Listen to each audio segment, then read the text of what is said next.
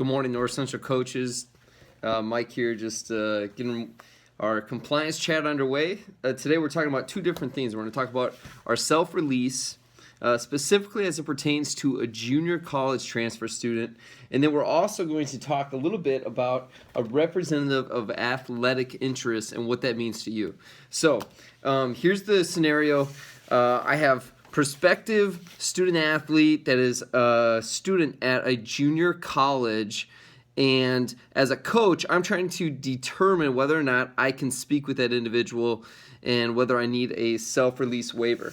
So if you're looking in the NCAA manual, you would look at rule 13.1.1.2.1, all right, and that's all about the self-release. And what you'll find in there is that the self-release waiver is strictly used for NCAA Division III four-year college to four-year college transfers. Okay, let me say that again. So that is for four-year college to four-year college transfers at the Division III level. That does not even pertain to Division II or Division I.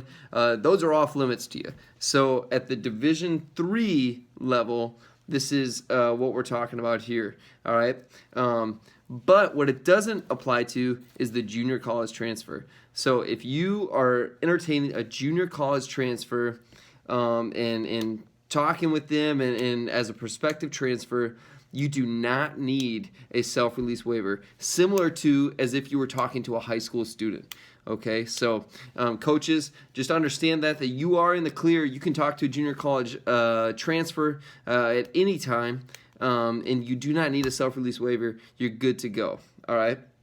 Now, what does that mean in terms of if I have an athlete on my team talking with somebody transferring, right? So perhaps coach is sitting there thinking, I can't talk to him. But what if I know so-and-so on my team is good friends with this kid? Can I ask that kid to go ahead and talk to him a little bit about coming to North Central? And that's a great question, and maybe you found a loophole, right? But here's the deal. In Rule 13.02.9, it defines a representative of athletic interests, okay? And representatives of athletic interests fall under all of the same rules that you as a head coach follow under, okay?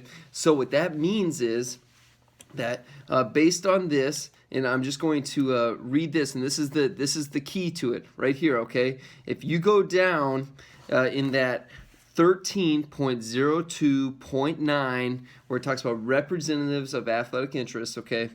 I want you to hear this. This is a biggie for you, all right?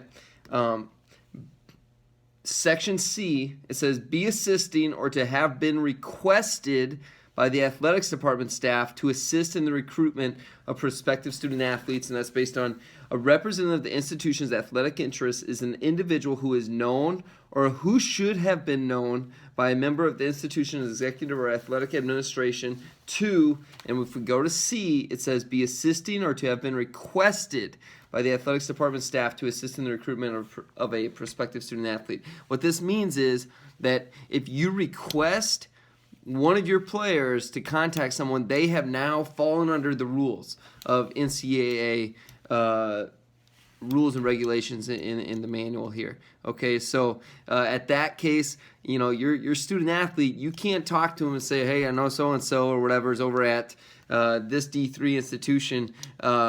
I can't talk to him, but you can. Go ahead, reach out to him.